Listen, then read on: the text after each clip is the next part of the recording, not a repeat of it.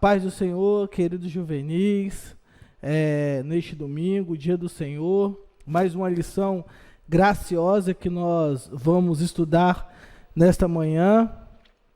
Confesso a cada um de vocês que eu estava um pouco ansioso, porque é um livro que eu gosto muito de estar estudando, que é a lição de número 9, que nós vamos estar estudando, que é o Evangelho de João. Mas antes de darmos início a lição, gostaria de pedir para cada um de vocês que estão me assistindo, quero dizer aos visitantes que estão me assistindo, meu nome é Hércules, né, eu sou professor da sala juvenis de 15 a 17 anos, né, fiquem à vontade para estar conosco, para estar comentando, para estar interagindo conosco no chat. Gostaria de pedir para que cada um de vocês comente, cada um de vocês compartilhe o link da EBD para que outras pessoas que não têm o instrumento que Deus nos agraciou, né, da ferramenta do YouTube. Então, cada um de nós temos pessoas como familiares, como amigos de escola, para estarmos, né, cumprindo o ID de Jesus, né? Então, que cada um de vocês possam assim fazer, né? Compartilhar, peça para os seus amigos estarem se inscrevendo, né?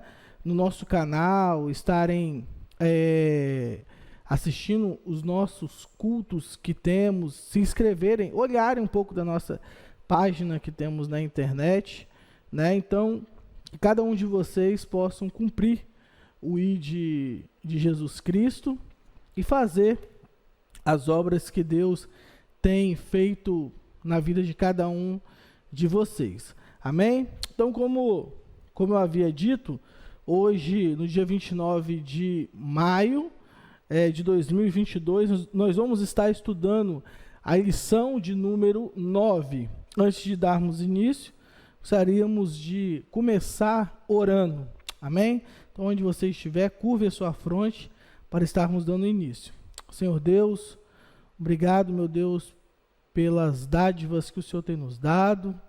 Que o Senhor, meu Deus, possa falar conosco através dessa lição, que não seja mais uma lição, meu Deus, mas que ela possa surtir efeito em cada um de nós.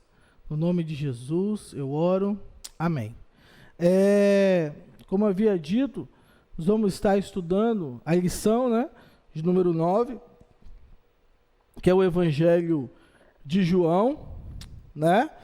E nós temos o nosso texto, o texto áureo dessa aula, que está lá em João, né, capítulo 1, no verso 14, que diz assim: "E o Verbo se fez carne e habitou entre nós, e vimos a sua glória, como a glória do unigênito do Pai, cheio de graça e de verdade." João 1, verso 14. E aí o comentarista dessa lição, no decorrer da semana, ele nos deu alguns textos para nós estarmos lendo. Na segunda, né, nós lemos aí em João capítulo 6, do verso 35 ao 40, Jesus sendo o pão da vida. Na terça, João 8, verso 12, Jesus é luz do mundo. E na quarta, João capítulo 10, do verso 1 ao 18, Jesus é o bom pastor. Na quinta-feira nós lemos João capítulo 11, do verso 21 ao 27, Jesus é a ressurreição e a vida. Na sexta, João capítulo 14, verso 6, nós lemos que Jesus é o caminho, a verdade e a vida. E no sábado, João capítulo 15, do verso 1 ao 8, Jesus é a videira verdadeira. A nossa leitura bíblica em classe se encontra em dois textos, né? Nós vamos estar lendo João capítulo 1, do verso 1 ao 18, que se encontra na página 292 do nosso devocional. Aqueles que estão nos visitando, nós temos um devocional aqui na nossa igreja, e se você por acaso quiser conhecer o nosso devocional, se manifeste no chat. Mas, Se acaso você não tem o devocional, se encontra lá no Evangelho, segundo o relato de João, capítulo 1, verso 1 ao 18, página 292 do nosso devocional, que diz assim: no princípio era o Verbo, e o Verbo estava com Deus, e o Verbo era Deus. Ele estava no princípio com Deus. Todas as coisas foram feitas por ele, e sem ele nada do que foi feito se fez. Nele estava a vida, e a vida era a luz dos homens. E a luz resplandece nas trevas, e as trevas não a compreenderam. Houve um homem enviado de Deus, cujo nome era João. Este veio para testemunho, para que testificasse da luz, para que todos crescem por ele. Não era ele a luz, mas veio para que testificasse da luz. Ali estava a luz verdadeira que alumia a todo homem que vem ao mundo. Estava no mundo e o mundo foi feito por ele, e o mundo não o conheceu. Veio para o que era seu, e os seus não o receberam. Mas a todos quantos o receberam, deu-lhes o poder de serem feitos filhos de Deus. Glória a Deus. Aos que creem no seu nome, os quais não nasceram do sangue, nem da vontade da carne, nem da vontade do varão, mas de Deus. E o Verbo se fez carne e habitou entre nós, e vimos a sua glória como a glória do unigênito do Pai, cheio de graça e de verdade. João testificou dele e clamou, dizendo: este era aquele de quem eu dizia: o que vem depois de mim é antes de mim, porque foi primeiro do que eu. E todos nós recebemos também da sua plenitude, com graça sobre graça. Porque a lei foi dada por Moisés, a graça e a verdade vieram por Jesus Cristo. Deus nunca foi visto por alguém. O Filho unigênito que está no seio do Pai, este o fez conhecer. O outro texto, paralelo a esse mesmo texto, da nossa lição, é João capítulo 14, versos 6 e 7, que se encontra na nossa página 342 do nosso devocional. João capítulo 14, verso 6 e verso 7, que diz assim, página 342 do nosso devocional. Disse-lhe Jesus: eu sou o caminho e a verdade e a vida. Ninguém veio ao Pai senão por mim. Se vós me conhecesseis, a mim também conheceríeis a meu Pai. E já desde agora o conheceis e o tendes visto. Nós temos visto no decorrer destas lições, nós vimos na lição do irmão Silvio, que o irmão Silvio deu, nós vemos ele falando um pouco do Evangelho de Mateus, nós vemos um pouco na lição 7, o irmão Davidson também falando um pouco do Evangelho segundo o relato de Marcos e Lucas. Cada um desses evangelhos que nós estudamos, eles narram com uma perspectiva diferente. Por exemplo, é por isso que Mateus, Marcos e Lucas, eles são chamados de evangelhos sinópticos. O que quer dizer essa palavrinha sinóptico? Na verdade, sinóptico, ela vem de uma origem grega e são junções de duas palavras que significam literalmente olhar junto, né, ou ter o mesmo olhar, né? São junções, sim e óptico, são junções de duas palavras. É por isso que Mateus, Marcos e Lucas, eles são evangelhos que narram algumas passagens iguais, por exemplo, com a mesma, mas com perspectivas e públicos diferentes. Por exemplo, Mateus,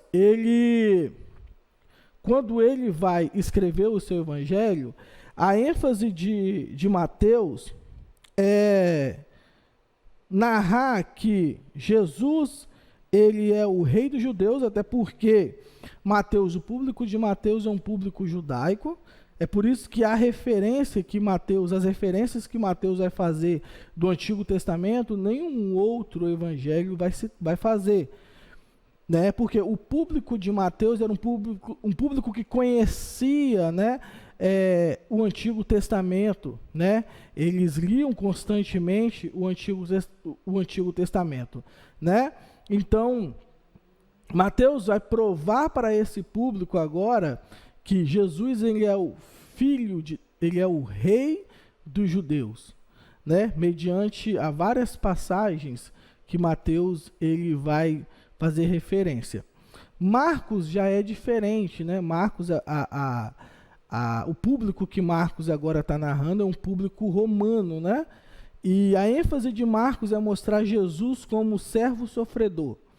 Né? Haja vista que em Roma eles tinham um conceito de que é por isso que você vai ver muitos filmes, por exemplo, você vai ver os heróis que eles amavam, eram deuses muito bem esculpidos, né? Muito bem fortes, muito bem desenhados. Né? Quando nós vemos alguns filmes mesmo de Roma, nós vamos ver soldados, né? Até muito bem definidos no seu próprio físico, porque eles tinham essa noção, né? Então, Marcos vai mostrar para eles que Jesus era o servo sofredor.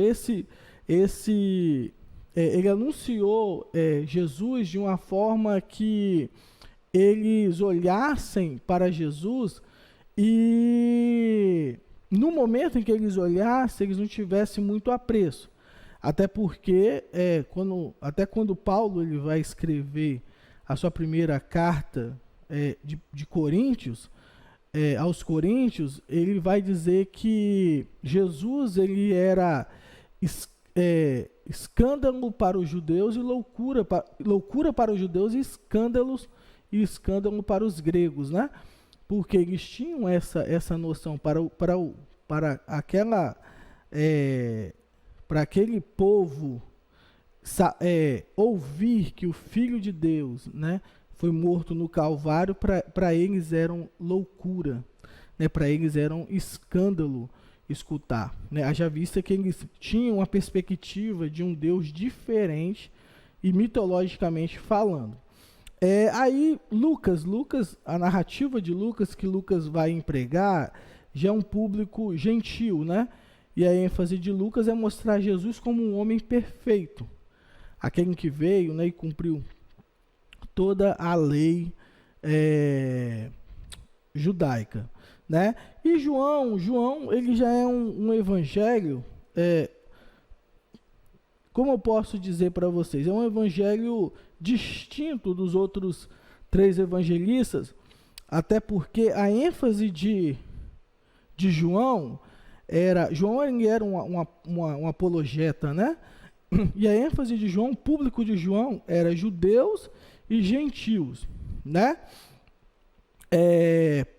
Esse evangelho de João, ele foi escrito por volta de 85 até 98, né? Depois de Cristo, né?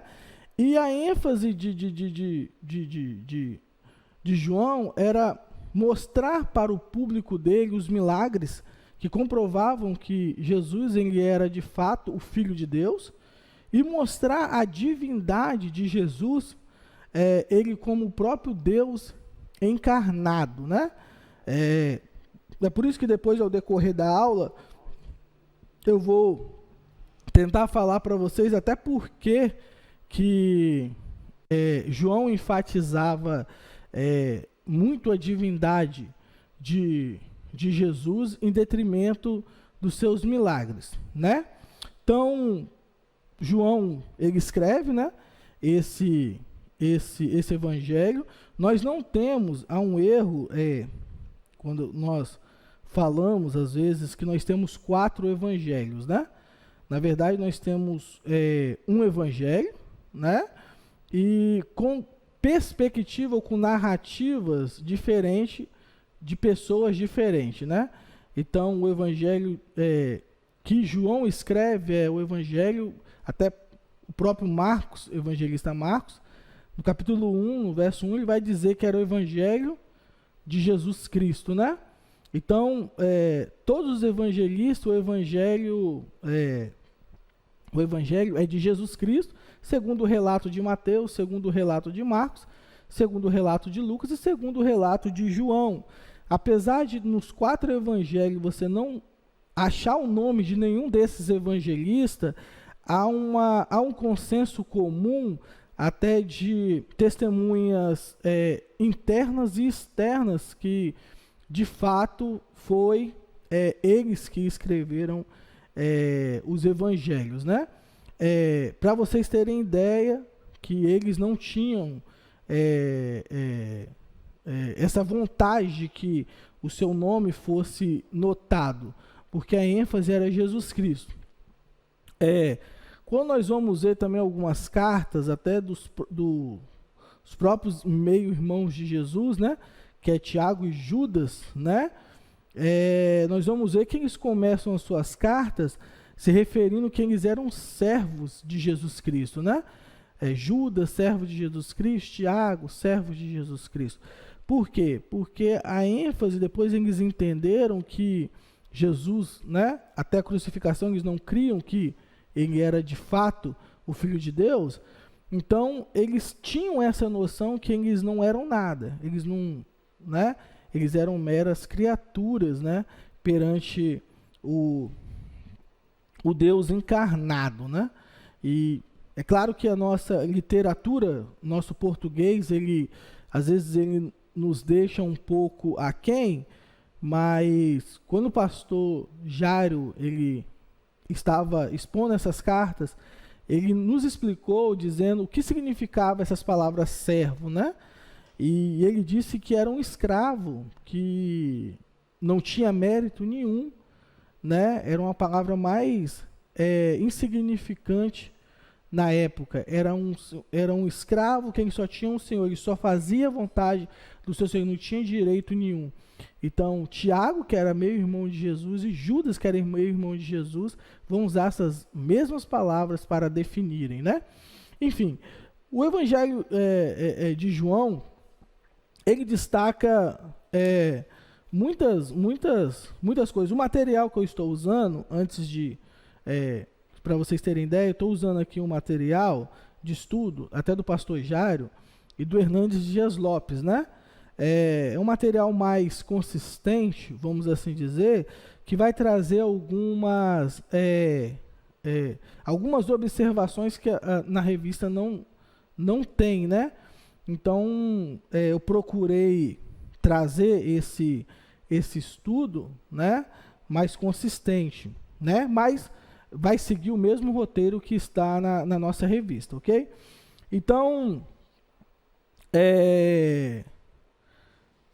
o Evangelho, só um pouquinho mais do Evangelho de João, para vocês terem ideia, o Evangelho de João, 90% dele, do Evangelho de João, ele não se encontra, por isso que eu disse que ele é muito peculiar, o Evangelho de João. É por isso que eu oro a Deus para que, quando vocês olharem para o Evangelho segundo o relato de João, olhem com uma outra perspectiva. Não melhor do que qualquer outro livro da Bíblia, não é isso. Não estou endeusando, botando o Evangelho que João relata acima dos outros livros da Bíblia, não é. Não é isso que eu estou dizendo. O que eu estou querendo dizer é que há uma tendência em nós de elevarmos aquilo que é espiritual, né? Então, às vezes nós pegamos o Evangelho que João escreve, Apocalipse que o próprio João mesmo escreve, né? E elevamos Apocalipse por ser um pouco mais espiritual do que o livro do próprio João, até porque a nossa natureza ela é dessa forma. Nós gostamos de ver, né, anjo subindo e descendo. Nós gostamos de milagres, nós gostamos das campanhas, né? É por isso que as campanhas nas igrejas sempre lotam, né, mais do que cultos de doutrina, porque nós temos essa natureza de querer buscar mais essas coisas, né? De querer resultados imediatos e não querer uma transformação imediata, né? O próprio Jesus, nesse evangelho, em João capítulo 6, né, ele vai refutar de fato uma classe de discípulos que era assim, né? Jesus ele vai para um outro lado da região da Galileia e uma multidão o segue, né? E aí chegando lá, eles começam a bajular Jesus: mestre, nós estávamos te procurando. E aí ele é bem enfático, né? Ele vai na raiz, né? E ele diz bem assim: ó, vocês estão atrás de mim, mas por causa do que eu fiz um milagre, né? E vocês estão atrás de mim por causa do pão que perece. E alguns não mais seguiram depois que ele falou essas coisas. Nós somos iguaizinhos, né? Nós gostamos dessas coisas, até, né, nós escutarmos algo que nós às vezes confronta a nossa natureza, e aí nós vamos mostrar que de fato nós estamos atrás de Jesus por causa das coisas imediatistas, né, que nós queremos, ou por causa de uma transformação, né? Então, eu oro muito a Deus para que cada um de vocês olhe, né, para cada um desses evangelhos, cada um dos irmãos que estudaram, né, e deram as aulas anteriores, aulas fantásticas, né, e tire um tempo, né, para poder aprender como os irmãos, olhe de novo as aulas, né, Mateus, olhe de novo Marcos, olhe depois Lucas, João, é imprescindível, para o crescimento de cada um de vocês. Vocês vão ver hoje que se João ele não escrevesse esse evangelho da forma que ele escreveu, talvez hoje o cristianismo teria se devastado totalmente. Mas ele vai trazer peculiaridades, como eu disse, distintas, né, dos demais evangelhos, né? Como eu disse, 90% de toda a literatura biográfica de João não se encontra nos outros evangelhos. Por exemplo, nós vamos ver nesse evangelho, no capítulo 1, ele sendo, no capítulo 1 de João, nós vamos ver que só ele que narra o verbo, né, Jesus como o verbo de Deus. Nós vamos ver no capítulo 2, Jesus, o primeiro milagre em Caná da Galileia, Jesus transformando água em vinho, a conversa dele com Nicodemos no capítulo 3, capítulo 4, ele conversando com a mulher samaritana, enfim, são até o capítulo 18, né?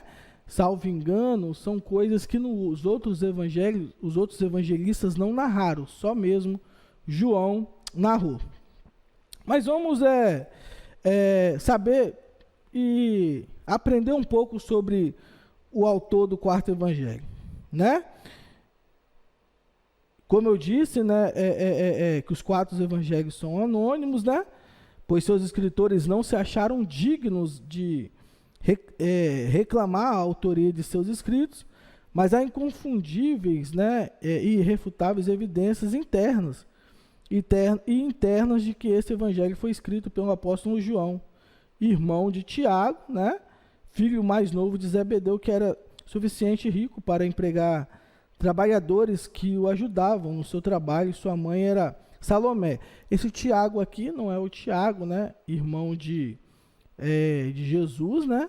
Esse Tiago aqui é o primo, né, de João, né? Dizem, né, que Salomé também tinha um certo parentesco com Maria, né? Mas isso são só especulações, né?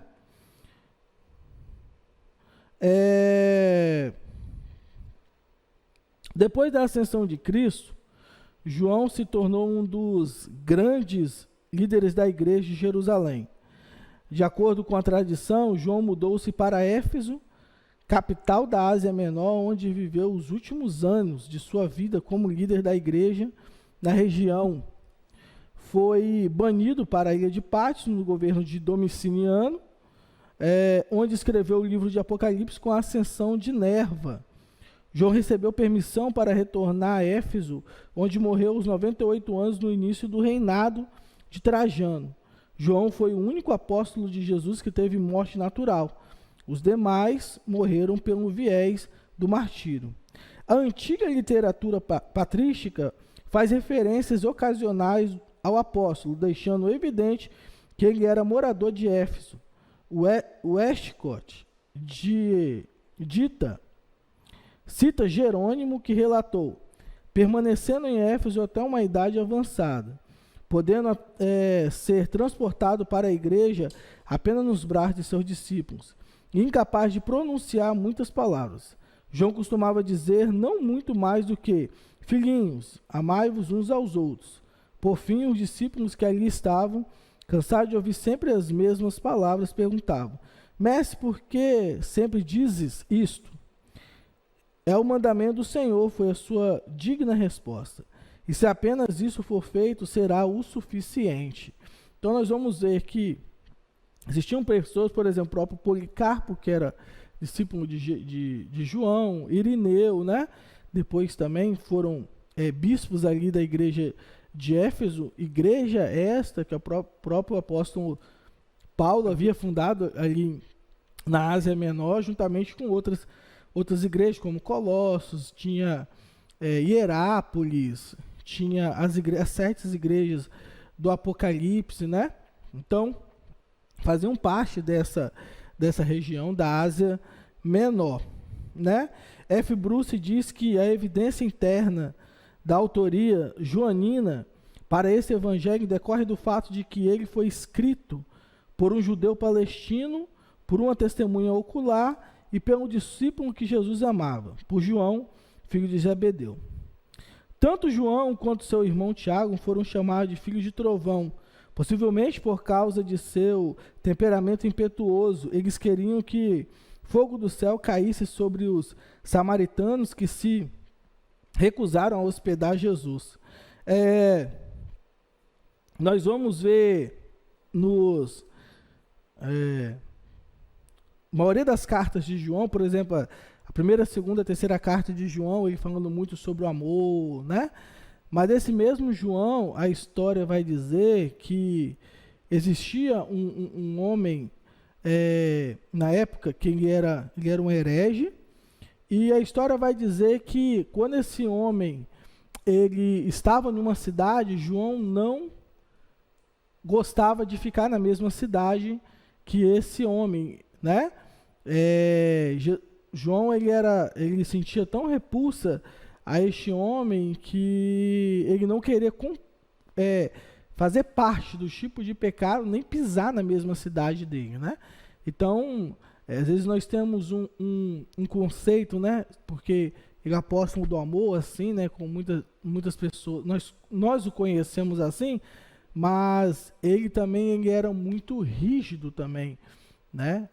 Existem vários relatos, né, na história como esse. Uma certa feita ele correu atrás de uma outra pessoa também, né? Então, assim, João ele tem muitas coisas para nos ensinar, a ponto dele ser chamado filho do trovão, né? E quais os destinatários, né? Como eu havia dito, né? Para quem Mateus escreveu, para quem Marcos escreveu, e Lucas e João, né? Já anteriormente eu já havia dito isso, mas vamos ser um pouco mais claros. Os leitores do quarto evangelho eram cristãos, né? Da segunda e terceira geração, como somos nós, os crentes da Assembleia de Deus no Brasil. Esses cristãos não haviam sido testemunhas oculares dos milagres e mistérios de Jesus, pois já havia se passado aproximadamente 70 anos da crucificação e ressurreição de Jesus. O que sabiam sobre a vida, o ministério e morte e a ressurreição de Jesus aprenderam ou de ouvir falar ou por meio da leitura dos primeiros relatos cristãos, né? Agora, local e data do Evangelho de João.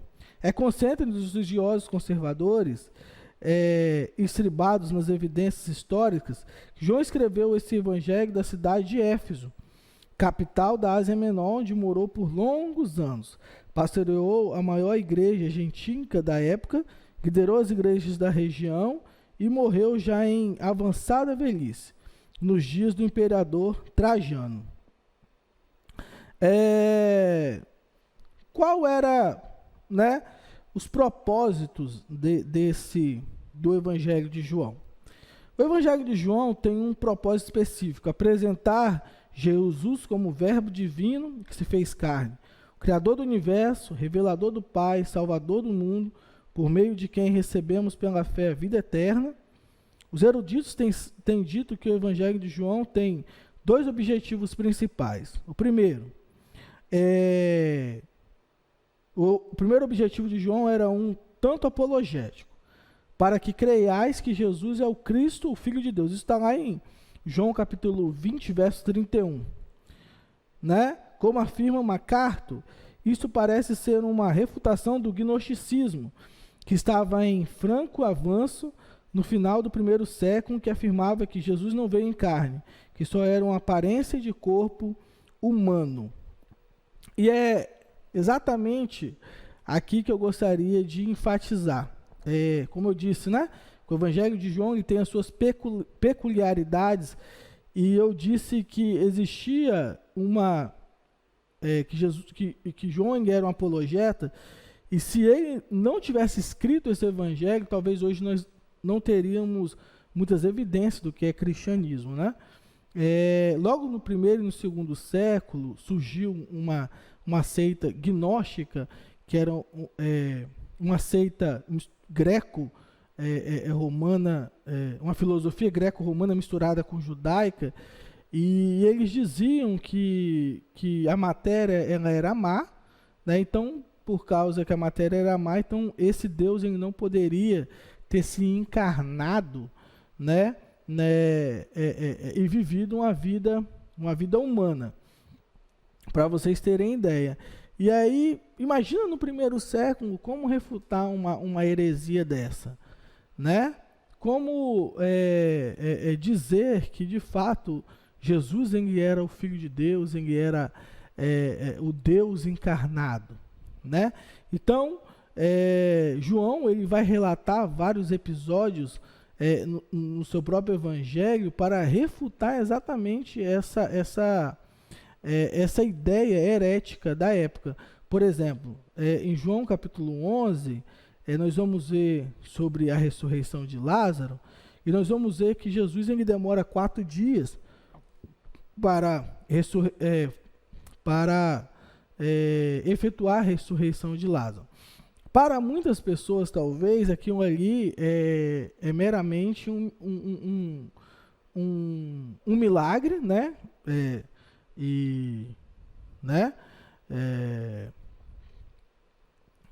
Um milagre espetacular, vamos supor, né? Mas para a cultura que estava permeando na época, por exemplo, filosófica, eles criam que até o terceiro dia, e isso porque eles conheciam o Antigo Testamento, e pessoas do Antigo Testamento já tinham feito esse tipo de milagre. Por exemplo, Elias e Eliseu, né, fizeram esse tipo de milagre. Então eles sabiam que qualquer tipo de profeta poderia efetuar esse tipo de milagre. Então, por que Jesus veio no 4º dia? Exatamente para refutar isso. E para refutar refutar essa teologia errada que eles tinham, e para dizer que só Deus poderia então ressuscitar no 4º dia. Então, eles, naquele instante que Jesus faz isso, Jesus não faz isso à toa. Jesus ele faz isso, ele tinha um propósito para ressuscitar Lázaro no 4º dia, era para provar de fato quem era o Deus encarnado, né? E quando ele fala também de perdoar, né, os pecados, né?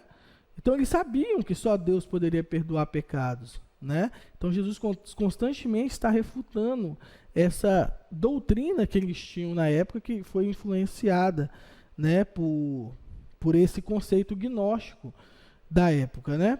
É por isso que no Evangelho que João relata, por 7 vezes Jesus vai usar o termo que foi encontrado em Êxodo 3,14, quando Moisés pergunta o nome de Deus, e aí Deus fala assim, ó, eu sou o que sou. Então, por 7 vezes nesse Evangelho, nós vamos ver Jesus usando esse eu sou, fazendo de fato uma referência ao Jeová, ao Yahvé do Antigo Testamento, mostrando que de fato ele era o Deus encarnado, que ele se encarnou, né? Nós temos passagens bíblicas também que mostram a divindade de Jesus, né? Por exemplo, eu separei 3, mas existem mais de 3 passagens, né? Por exemplo, Hebreus capítulo 1, verso 8, Paulo escrevendo aos Hebreus, ele vai dizer bem assim, ele fazendo uma referência ao Salmo 45, ele vai dizer o seguinte, ele vai dizer, ó, mas o Filho diz, teu trono, ó Deus, subsiste pelos séculos dos séculos, ele fazendo a referência do próprio Filho de Deus como Deus encarnado. Depois nós vamos ver Romanos capítulo 9, verso 5, que vai dizer, dos quais são os pais, dos quais são Cristo segundo a carne, e para todos, Deus bendito eternamente. Amém. Então, o próprio apóstolo Paulo também fazendo uma referência ao próprio Jesus Cristo como Deus encarnado. Em 1 Timóteo, capítulo 3, verso 16, é um texto, acho, mais claro. Ele vai dizer bem assim, o apóstolo Paulo, e sem dúvida alguma, grande é o mistério da piedade. Deus se manifestou em carne, foi visto pelos anjos, pregado aos gentios, crido no mundo e recebido acima na glória. Acho que esse texto ainda é um pouco mais claro, né? Para mostrar de fato a divindade de Jesus, né? Não é só João que escreve cartas combatendo essa heresia. 1ª, 2ª e 3ª João são cartas escritas exatamente para refutar essa heresia, né? Colossos também, que é uma carta que Paulo escreve também, é para refutar essa heresia. Para vocês terem ideia, quase devastou o cristianismo no primeiro e no segundo século, né? Então, se não fossem esses homens de Deus estarem dispostos a defender a nossa fé, talvez hoje nós teríamos pouco do que é o cristianismo. E é claro, os milagres também, né? Que João ele vai relatar no seu evangelho. De fato, era para que todos crescem que Jesus ele era o Filho de Deus. Então, ele tem um ponto evangelístico e outro ponto apologético, né?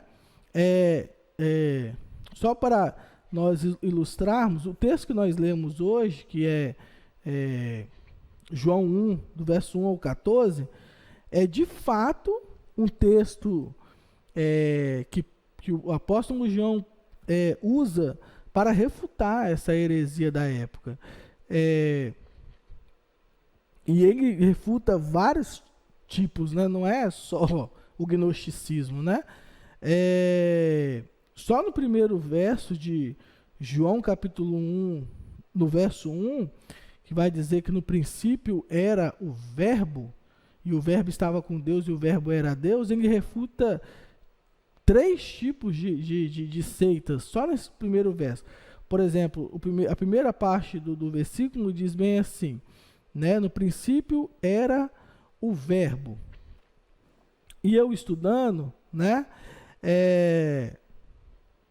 Eu vi, né? Eu consegui aprender que só nesse primeiro verso, Jesus já está dizendo que ele era antes da eternidade. Ou seja, antes que tudo existisse, ele já era. É por isso que o verbo era, que é empregado só na primeira parte, no princípio era, né? Ali está no pretérito perfeito, né? Ou seja, antes que tudo viesse a existir, antes da eternidade, Jesus era. Por exemplo, se tivesse no pretérito imperfeito, seria foi, ou seja, então ele passou a existir, né? Então seria, no princípio foi o verbo, então ele passou a existir. Não, o verbo ali está no pretérito perfeito, né? Então era, né? Então ele, antes da eternidade, ele já era, né? Então ele já estava dando um tapa na cara aí da primeira seita, né? Que era o gnosticismo, que achava que passou a existir mediante a razão, né?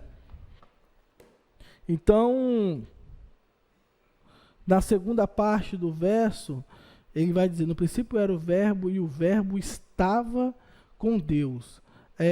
Nessa segunda parte do verso, ele já está agora dando um tapa na cara, por assim dizer, do unicismo. O unicismo, para quem não sabe, é que eles acham que existe uma pessoa na divindade. Por exemplo, um Deus em uma pessoa só. Não existe um único Deus em três pessoas, né? Então, por exemplo, normalmente o unicismo, eles creem que só Jesus é Deus, né? Então, nesse primeiro verso, João também está acabando com essa heresia, né, do unicismo, que vai dizer que no princípio era o verbo e o verbo estava com Deus, né? A palavra estava ali, que João vai botar, vem de um termo grego que significa face a face com Deus. Ou seja, existia então uma outra pessoa, existia uma comunicação, um diálogo com uma outra pessoa. E o verso termina com era Deus, ou seja, coigual ao Pai em sua divindade, né? Então, só para vocês terem ideia das implicações que o próprio Evangelho de João, ele vai estar nos chamando a atenção, né?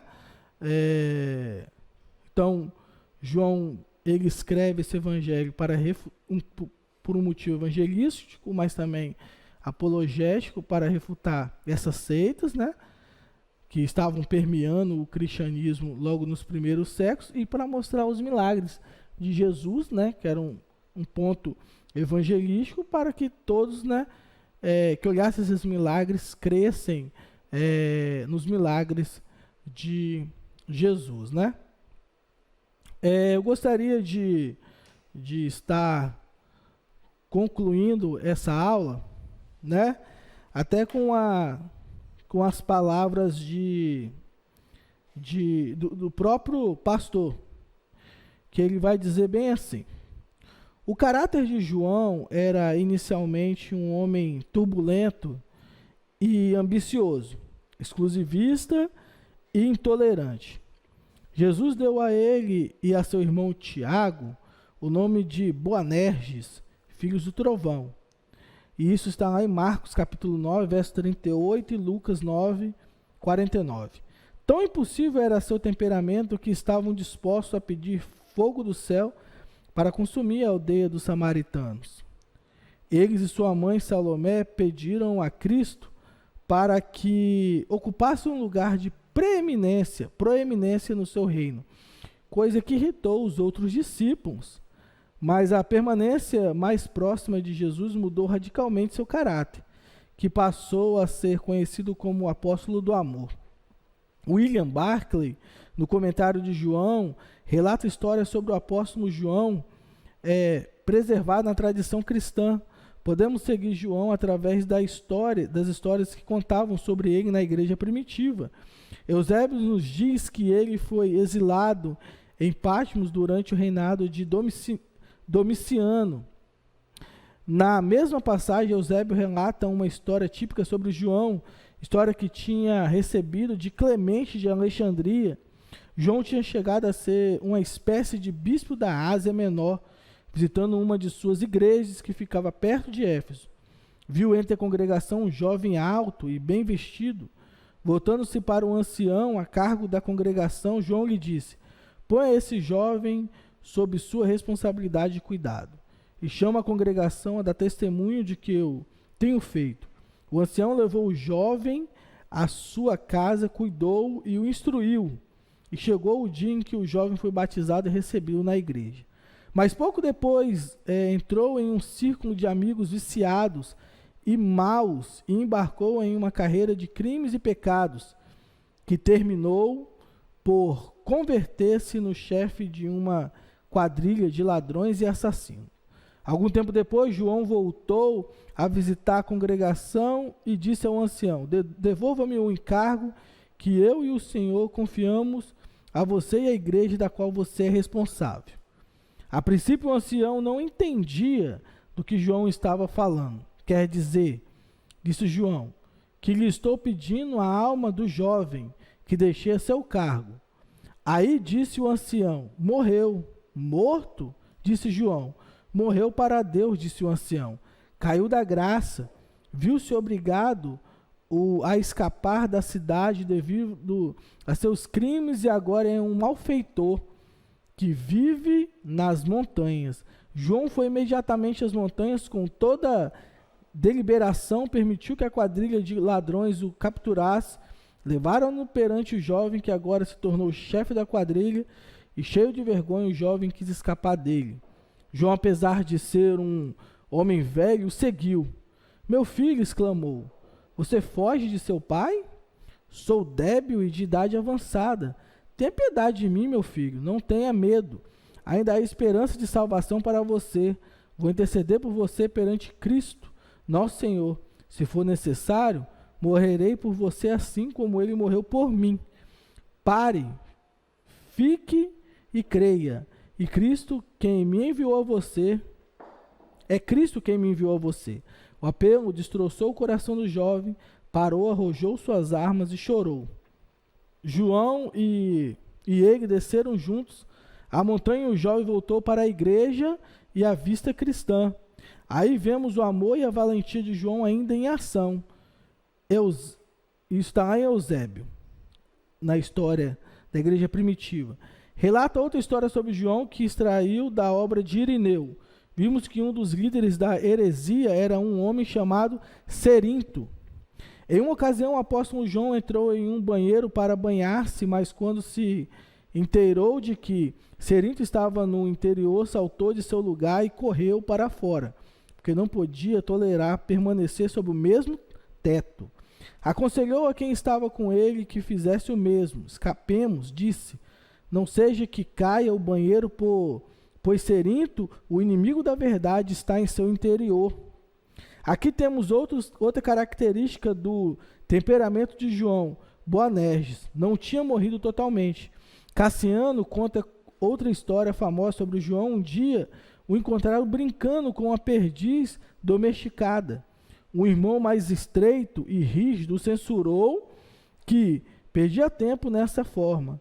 Ao que João respondeu: o arco que está sempre dobrado logo deixará de apontar diretamente. Jerônimo é quem relata a história das últimas palavras de João quando João estava morrendo. Seus discípulos lhe perguntaram se tinha uma última mensagem para lhes deixar.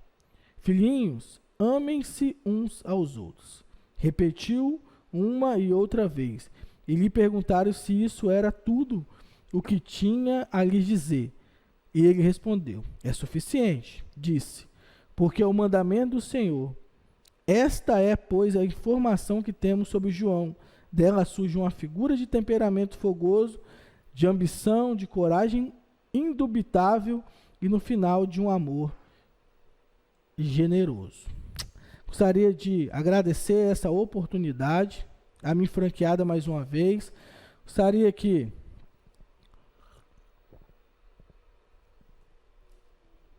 cada um de vocês, neste momento, ofertassem a Deus, né? E que façam isso com alegria, com o coração aberto, né? Nós temos os instrumentos do PicPay, do Pix, a conta bancária, né? Então, cada um de nós possamos fazer isso no dia do Senhor com alegria. E para aqueles que não nos conhecem, nós estamos no Novo Espaço, né? Se você quiser fazer parte da campanha dos 1000 valentes, fique à vontade em estar contribuindo para nós realizarmos esse sonho. Venha nos visitar para estar conhecendo este novo espaço e nos conhecer os nossos pastores. Amém? Então fique com Deus nesse dia do Senhor, cada um de nós, que a gente possa preparar o nosso coração para o culto mais à noite. Amém? Vamos orar. Senhor Deus, obrigado por essa aula, que o Senhor esteja conosco, nos ajudando. O Senhor nos preserve, meu Deus, no restante dessa tarde. O Senhor venha falar poderosamente aos nossos corações. No nome de Jesus, amém.